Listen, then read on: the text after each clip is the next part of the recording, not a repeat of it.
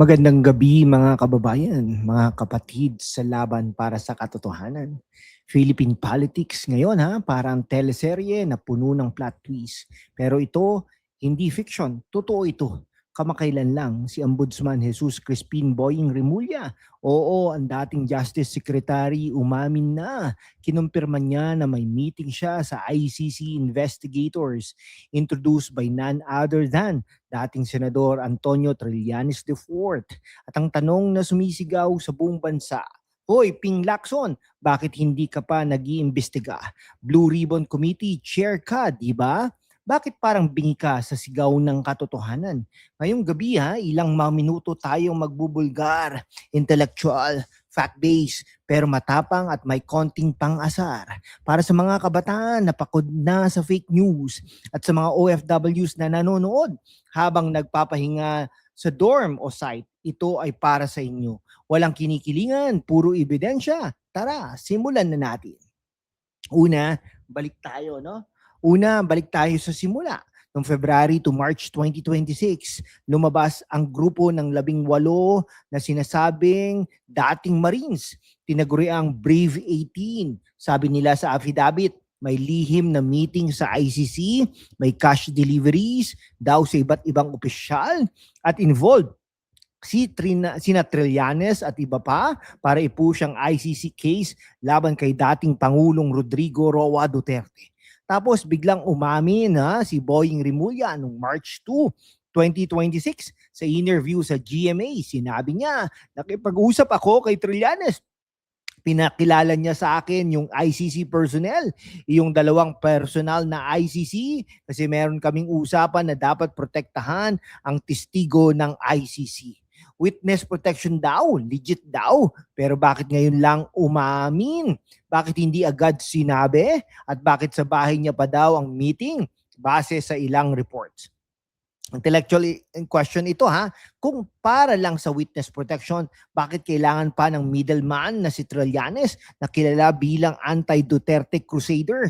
Coincidence ba yan o coordinated effort? Una kay Trillanes mga kapatid, si Trillanes dating sundalo, dating senador, pero sa politika parang walking controversy Siya nag-file ng ICC complaint noong 2017 laban kay PRRD. Ngayon, siya pa ang nag-introduce kay Remulla sa ICC. Parang si Trillanes ang dating up ng ICC sa Philippine government. Swipe right sa witness protection, pero sa left sa sovereignty. Bakit kailangan pa siya? May official channels naman sa DFA o DOJ o baka dahil si Trillanes may special access sa ICC prosecutors. Fact-based Trillanes denied cash bribery allegations pero hindi niya denied ang pang-introduce. So ano yan? Half-truth? Sa intellectual level, ito'y nagpapakita ng pattern. Trillanes has always positioned himself as the international savior para sa mata ng marami. He's undermining national sovereignty. Parang benepisyo nito hindi ba tayong mga Pilipino ang talo kapag hinahayaan nating dayuhan ang magdidesisyon sa ating kasaysayan? Ngayon kay Boying Remulla, dati matapang siyang magsalita laban sa drugs, laban sa korupsyon. Pero sa ICC issue, biglang may I admit moment pagkatapos ng pressure mula sa Brave 18. Sabi niya, wala akong tinatago. Pero bakit parang nagbago ang tono? May mga naniniwalang possible perjury yan. Kung dati hindi binanggit sa Senate hearings o inquiries, witty-take bakit si Boying ay selective amnesia specialist? Naalala lang kapag hulihan na. As ombudsman ngayon, dapat siyang impartial, pero ang pag-amin na ito ay nagdudulot ng doubt sa kanyang credibility. Paano kung ang meeting na yan ay hindi lang witness protection, kundi may deeper coordination? Question mark. At bakit hindi niya agad inireport sa tamang channels para sa mga OFWs? Imagine niyo kung yan ang nangyayari sa abroad. May official na may lihim na meeting sa foreign entity. Scandal, di ba? Dito rin scandal kung totoo. At ang pinakamainit, si Ping Lacson, ikaw ang Blue Ribbon Chair. Honorable Senator, dati matapang ka mag-imbestiga. Senate hearings dito, doon. Pero sa issue na ito, ICC meeting, Trillanes involvement, Remulla admission, bakit parang natutulog ka sa pansitan?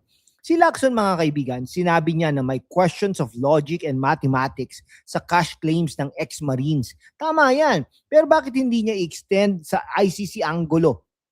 Bakit hindi niya tawagan si Remulla o Trillanes para mag-explain sa committee?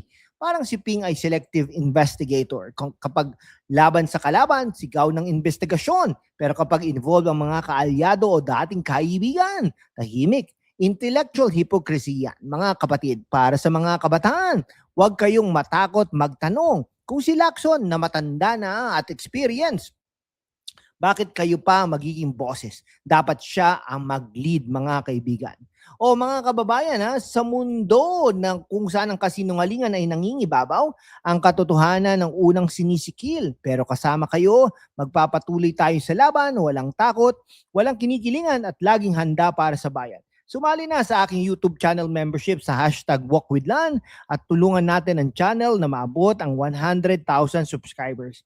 Ang inyong suporta ang susi sa kalayaan natin para ipagpatuloy ang pagbabalita ng katotohanan. Salamat at kita-kits sa laban.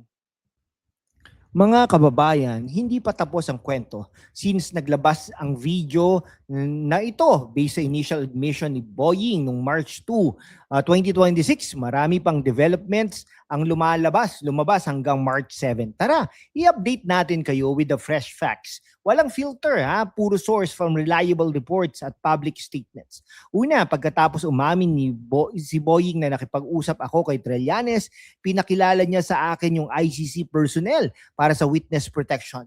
Biglang lumabas ang tanong, bakit sa bahay pa niya ginawa yung meeting at bakit ngayon lang? Dati may reports na itinanggi niya kahit walang anong contract sa ICC noong 2025 habang Justice Secretary pa siya. Ngayon, so what? After March, Duterte arrest yun, Yung selective memory ba na ito, convenient timing. Okay, parang si Boying ay may ICC amnesia. Naalala lang kapag may affidavit na lumalabas mula sa Brave 18. At ang Brave 18, sabi ni Boying mismo nitong March 5 to 6, political ang economic motives daw sila. At 6 sa kanila may murder raps. Pero, wait, kung fabricated, bakit kinumpirma niya mismo ang meeting? At bakit sinabi ni Harry Roque, kung kasinungalingan ng Brave 18, bakit umamin si Remulla? Logic check, mga kapatid. Ngayon si Trillanes, kay Trillanes, hindi lang denial ang ginawa niya. Noong March 5, nag-file na siya ng perjury, cyber libel at incriminating an innocent person laban sa Brave 18. Kay Attorney Levy Baligod, Mike Defensor, Loren Badoy, at iba pa. Sabi niya, hindi totoo yung $2 million. Paninira lang ito sa akin at sa ICC. Pero, intellectual point, kung wala talagang smoke, bakit kailangan mag-file ng cases? At bakit siya pa rin ang middleman sa pagpapakilala kay Boying? Pattern yan. Mula 2017, ICC filing hanggang ngayon, si Trillanes ang laging nasa center ng anti-Duterte international push. Sovereignty issue ito. Dapat ba tayong Pilipino magdesisyon sa sarili nating hustisya? O hayaan natin ang dayuhan para sa mga OFWs dyan sa abroad?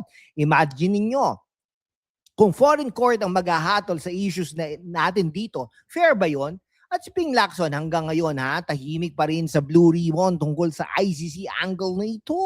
May statement siya dati tungkol sa questions of logic sa cash claims. Pero bakit hindi niya isubpina sina Trillanes at Remulla o yung Brave 18 na parang mag-testify under oath? Sa February pa nga, sinabi niya sa may political color at destabilization aspect ang timing ng ICC charges kasabay ng EDSA anniversary. Tama ba yun? Paraan lang yun para iwasan ang investigasyon. May nananawagan ng possible impeachment laban kay Boying Remulla. Sabi ng ilang lawyers tulad ni Israelito Torion, betrayal of public trust at grave violation of the Constitution. Daw kung totoo man na may undue coordination sa ICC habang umatras na tayo sa Rome Statute noong 2019. At possible perjury kung magkaiba ang sworn statements niya noong sa Senate versus ngayong admission. Hoy, Senador Ping, Blue Ribbon Chair ka. Dapat ikaw ang mag-lead ng probe. Bakit parang natatakot kang hawakan ito? Nagtatanong lang po naman, mahal na Senador. Mga kabataan, OFWs, ito ang tanong natin ngayon. Sino ang nagsisinungaling? Sino ang nagtatakip? At bakit parang ang gobyerno natin ay may dalawang mukha? Isa para sa politiko, isa para sa ICC. Comment down below. Ano sa tingin ninyo ang susunod na mangyayari? Impeachment kay Boying, Senate hearing, o tuloy ang tahimik? Share your thoughts. Let's discuss. Kasi ang katotohanan, hindi natin maproprotektahan kung mananahimik tayo. Tapos, okay, salamat po ng marami. Mabuhay po kayo.